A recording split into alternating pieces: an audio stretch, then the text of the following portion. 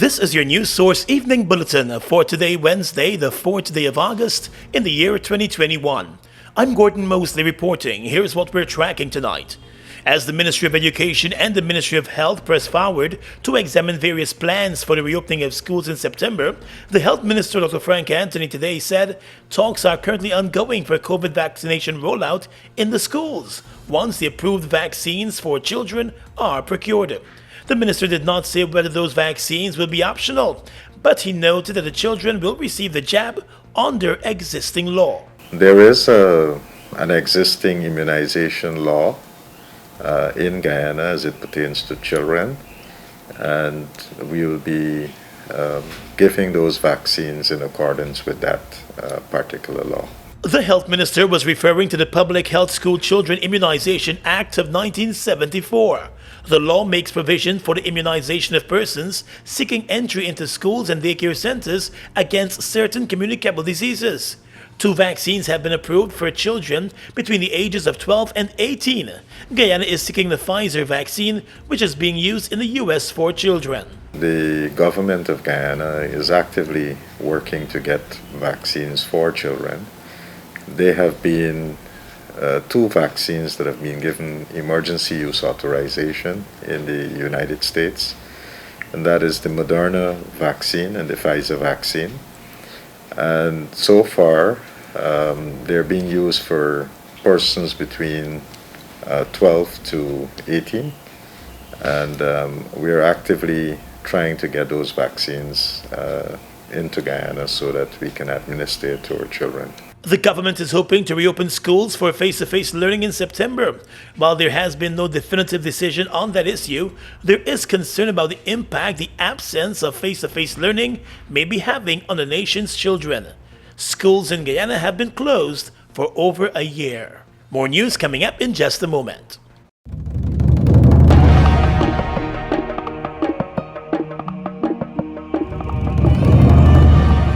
What's our purpose? Together we rise. For our community, our customer, and our country. Our promises: strengthen our community, reliably connect our customers, innovate for all in our country.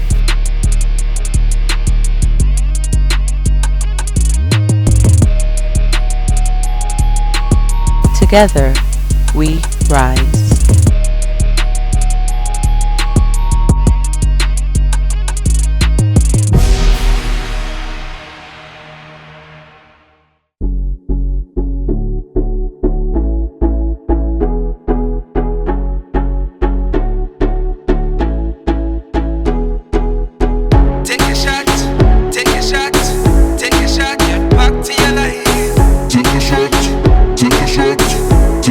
Get back to your life. Take your shot, take your shot,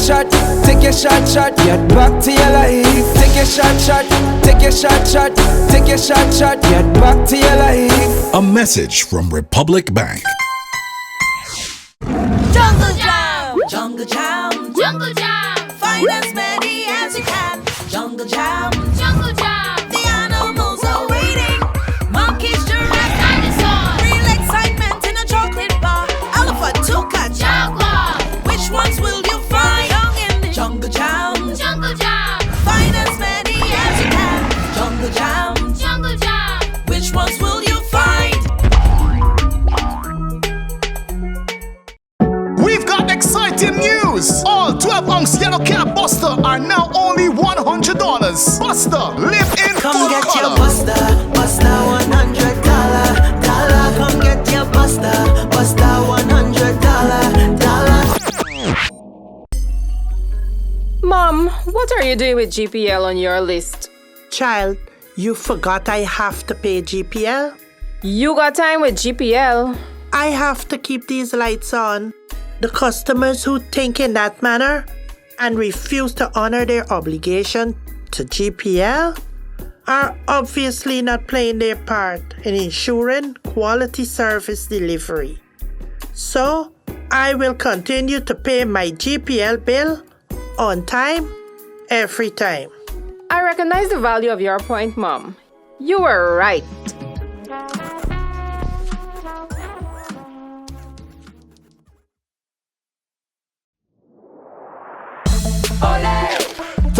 whole place. Taste the snack that have a smile on everyone's face. Ole, got the flavor lock. Ole's got it, yes, this is one's favorite snack. Ole, turn up the flavor now. Ole, turn up the taste, that's good so wow. Ole's got it anyhow. Ole, turn up the flavor now. Sunshine snacks, Ole, turn up the flavor. I'm in a rush.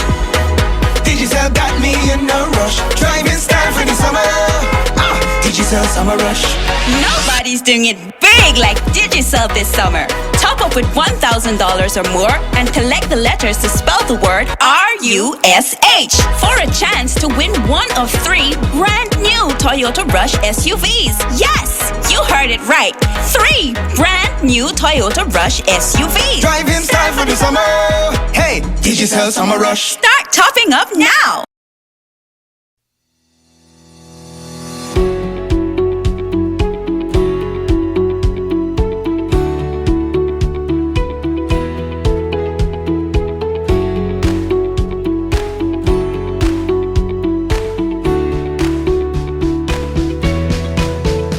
Let GBTI make your dreams of owning a home a reality. Buy or build your home with us. Let us help you to completely outfit your home and make it move-in ready. Need to purchase land? We finance that too. Benefit from our 10% down payment and interest rates as low as 4.25%. Calculated on the reducing balance with up to 30 years to repay. Switch your mortgage to us and learn about benefiting from the equity in your home. Invest wisely. Apply online or call your branch to schedule an appointment. GBTI, we see Guyana through your eyes. Welcome back. As the Ministry of Education works on a policy to guide the possible reopening of schools in September, the Guyana Teachers Union has made it clear that it will not be supportive of any requirement that would make it mandatory for teachers to get vaccinated against COVID-19. In a statement today, the GTU said it has always supported free choice in taking any COVID-19 vaccine, and it will continue to do so. Union President Mark Light. We encourage teachers to review their options and to let them know that taking the vaccine might be one of the safer options. But at the same time, we do not support mandatory vaccination because people have rights and they must be able to exercise that right in a democratic society. The union president said the GTU will not advise teachers against taking the vaccine, but it will also not support any enforcement measures to get teachers vaccinated. The union today said there is a need for more awareness campaigns to match the zeal of the vaccination drives, since persons continue to have questions and reservations about the vaccine. Because we do not believe that there is enough being done by government to ensure that there's enough programs out there educating people, because persons are skeptical is as a result of the number of different things that are being peddled out there, that if you take the vaccine, this is going to happen. The persons are uncertain, and therefore that creates that hesitation on their part. So if there could be more work done in educating the citizenry of this country, including our teachers, we believe that more individuals will step forward and voluntarily accept vaccine as the safe way to go. Mr. Light said the union believes that the vaccines must remain voluntary and not mandatory, and there should be no imposition. It has been our position from the inception that the vaccine should be voluntary. The different persons that complications and other issues they would not consider individually. What we have done is that we have been encouraging teachers to take the vaccine, but when it becomes mandatory, then that's another story. The Guyana Teachers Union is urging teachers and right-thinking Guyanese to resist any attempt by any individual, organization, or body that would subject persons to a tyrannical decision. The union reminded that the decision to be vaccinated is a personal one, and Guyana must always be the land where rights and freedoms are respected. Regional education officers and the principal education officers were asked to submit information on the number of vaccinated teachers within their district. Chief Education Officer Marcel Hudson said the information is to guide the Education Ministry's policy for the reopening of schools. The GTU president said he hopes that moving forward, the GTU will also be consulted on these matters. Well, we had a meeting last Friday with education, and we pointed out that there needs to be more consultation, and we are awaiting kind of invitation that would allow us to be part of the consultation. What we have seen in the recent past is decisions being made excluding the GTU, the main stakeholder, and we indicated to the minister and our team that we like to see that corrected. Commitment that going forward, they are going to engage the union every step of the way in terms of reopening of school or whether there would be any issue. President Irfan Ali has called on teachers to get vaccinated. At the press conference on Monday, the president said the nation's children should not be exposed to unvaccinated teachers. A growing number of government agencies and private companies are now demanding that their staff get vaccinated to protect themselves against COVID-19. Days after the government announced new regulations that makes it mandatory for public transportation operators to get vaccinated against the coronavirus, the United Minibus Union is making known its opposition to the mandatory vaccination policy. The head of the United Minibus Union, Ian Andrews, today told news sources that the union will not accept the imposed requirement. He said there was no consultation on the issue, and the union and minibus operators learned of the new requirement through the media. So I don't know what they plan to do, but I will never support that, and I will fight against it in any way possible. They are not consulting with persons. There is no consultation. All you know is that Friday something appear in the paper, so it's in the official gazette, and it will be started by Monday, and threatening. All we hear is threats and threats all the time. Mr. Andrews explained that he does not agree with the requirement since all citizens should be allowed the right to choose what goes into their bodies. The union official said the Ministry of Health has never discussed anything surrounding the virus and the vaccine with the union or the bus drivers. I know that one had a right to choose, and to, there are certain protocols that come out to the labor organization, ILO, that says what is available to every human being on this earth. And what I'm afraid of is that this vaccine, this Sputnik, WHO, England, Canada, the USA has outlawed that thing, and it was brought here. So one does not know what vaccine is being given to them. And I've known persons who would have taken that vaccine and they're here no more. I'm not saying that the vaccine would have killed them, but it might have activated things that cause a negative response in their body. Andrews is of the opinion that the government should have done some level of consultation before implementing the mandatory requirement. I think that what has happened with a government as it is, they've brought it on themselves. Because when the union was advocating that to maintain the COVID-19 protocols in public transportation where two should be in a seat, it was with the view that, okay, the minibus persons will make sacrifices, so the government will have to do their part, which means that we expect them to reduce the costs of fuel and probably other operational costs. Under the recently released updated COVID-19 regulations, all public transportation operators and conductors must be vaccinated against COVID-19 in order to provide the service to the public. The regulation allows the police or any other person authorized by the Ministry of Health to request to see a vaccination card for those operating public transportation services. Failure to provide proof of vaccination while operating public transportation could result in charges. On the police blotter, a 60-year-old overseas-based Guyanese man who returned to Guyana in early July to begin the reconstruction of his home in Kanji was found murdered at the home last evening. 4 persons, including a 36-year-old woman, have been taken into custody and are being questioned about the murder of Hemraj Pardesi. A police report of the incident stated that Pardesi was last seen alive by one of his nephews yesterday in the company of a young man. The police said the man's body was found lying face down with blood running out of his nose. Duct tape was found around his neck. The upper flat of his house was found ransacked, and there were traces of blood on the stairs leading to the upper flat of the building. According to the police, investigations by its ranks in the area led to the arrest of the 4 suspects. News source understands that some of the suspects are believed to have been known to the man. A post-mortem examination is to be carried out on his remains.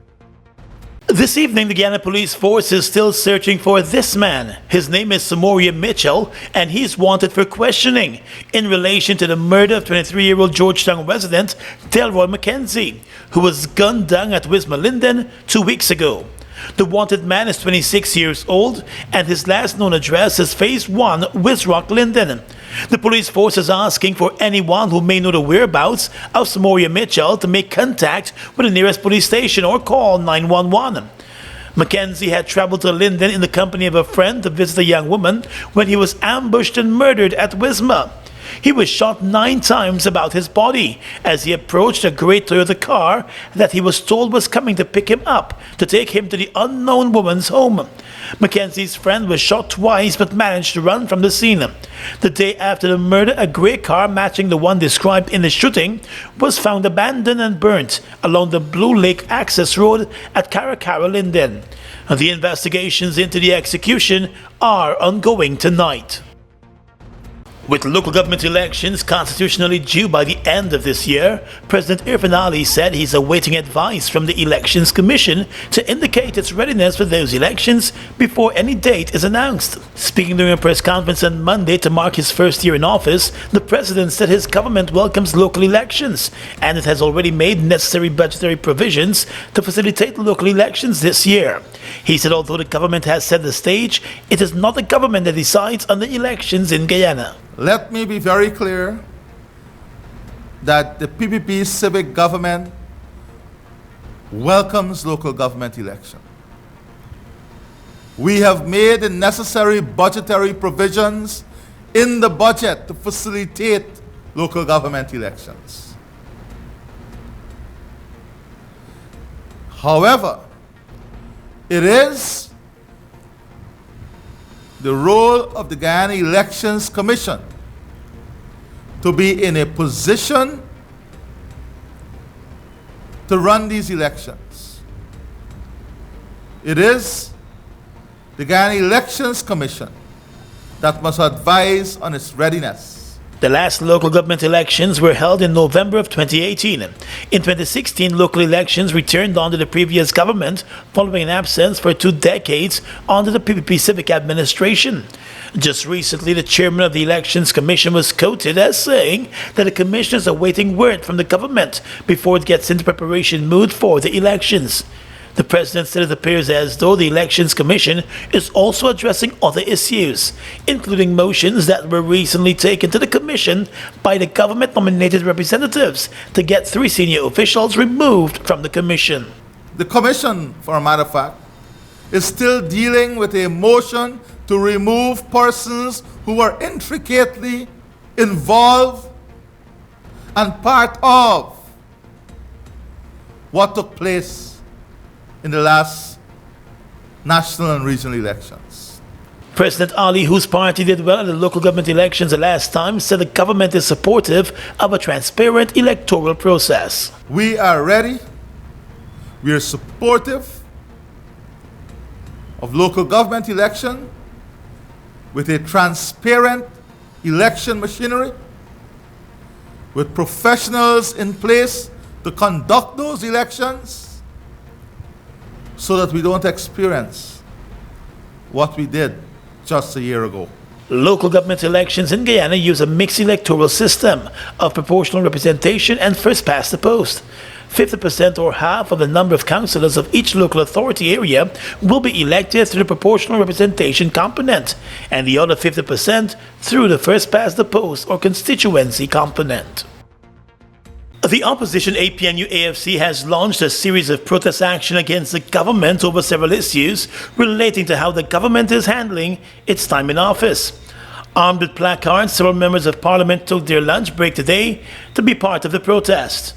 The protest started on Monday and will continue every Wednesday. Speaking to reporters at the protest, Member of Parliament Amanda Walton Desir said this decision came as the opposition seeks to bring pressure to the government by expressing its disapproval for the manner in which the government is currently functioning in office. I am so happy that you have in excess of 200 persons out here today. It is a signal and it is an indication that people are dissatisfied with this PPPC administration. We are protesting a number of issues because we are a society that is plagued with a number of issues, from the dismissals of workers to the discrimination with the COVID-19 cash grant to the now mishandling of this COVID-19 pandemic by this government. The people of Guyana have a lot to be concerned about. The opposition MP said the government has not been acting fairly since it got to office. This government has to understand that it cannot continue down the path that it is going. Every Guyanese has a right to participate in the economic development and the patrimony of Guyana. You cannot be in government by a one-seat majority and operate as if you have 100% of the votes. It cannot work that way. It is disingenuous, and it will lead to a society that is embroiled in constant turmoil. Walton Desir said the opposition will continue to expose the wrongdoings of the government and to bear pressure on the administration. But the PPPC continues to be disrespectful to the people of Guyana and believe that they can shove whatever they want down the throats of Guyanese. And these in excess of 200 people are saying, well, no, it is not that way. I reiterate, we are not anti-vaccine. Since taking office, President Irfan Ali has refused to engage with the opposition, saying that there must first be a public recognition of the legitimacy of his presidency. It's one of your biggest goals, getting your own home, where memories are made, where happiness lives. You may feel that home ownership or renovation is beyond your reach, but we at Republic want you to know that there's always a way. Ask us about our suite of mortgages. Let's help make your housing wishes come true. Or advise on how the equity in your existing home can finance other dreams and goals. Call or go online to learn more. Mart, a pioneering app designed with you in mind. Whether it's a vital service or hard-to-find product, your days of relentless probing across social media are over. Guymart provides a holistic database of essential businesses ranging from healthcare to restaurants and even jewelers. With one generalized search, we provide the closest businesses according to your location, as well as their ongoing sales, events, and vacancies. Your shopping experience will be effortlessly transformed. Guymart's heavy traffic provides a golden opportunity to advertise promotions on our homepage directly below our search bar. The enlistment process is simple. A small monthly fee affords you a profile to unite your business with a ready consumer market. Guymart, where your shopping search begins. We've got exciting news! All 12-ounce yellow cab Buster are now only $100. Buster, live in Come full get color. your Buster, Buster $100. Come get your Buster, Buster $100. We are legions of men standing strong, but never too proud to stoop and help someone. We must send a clear signal to all. Do right. Walk in upright ways, knowing that's what being a man is all about. And ever aware that things will only get worse when good men do nothing. Stand strong. Be the one to live right.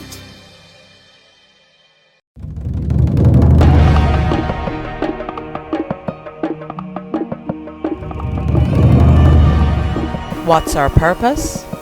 Together we rise. For our community, our customer, and our country. Our promises: strengthen our community, reliably connect our customers, innovate for all in our country.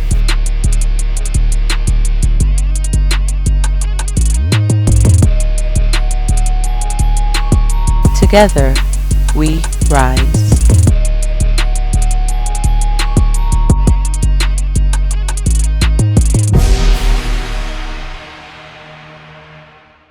Fuel it up and drive, super 95. Tune up. Fuel it up and drive, super 95. Tune up.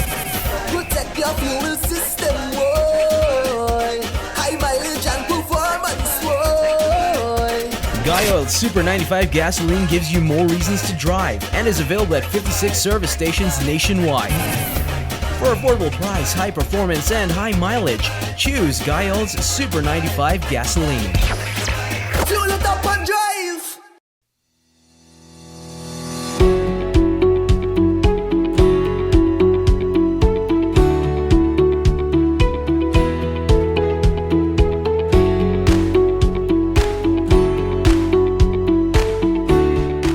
Across the region tonight, the Trinidad Guardian reports that catastrophic floods caused as a result of an isolated thunderstorm swept through parts of northwest Trinidad yesterday, leaving many still counting their losses and assessing damage to their properties.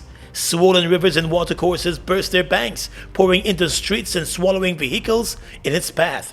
Among the areas impacted were Diego Martin, Maraval, St. Anne's, Cascade, Long Circular Road, Saddle Road, and Fairways. Dramatic video of vehicles being swept away and crashing into one another by raging floodwaters in St. Anne's were shared on social media. Reports also indicate that at least 2 vehicles washed in to the St. Anne's River. Guardian Media was informed that trucks and backhoes from both the Diego Martin Regional Corporation and San Juan Laventel Regional Corporation were dispatched to assist in the cleanup efforts.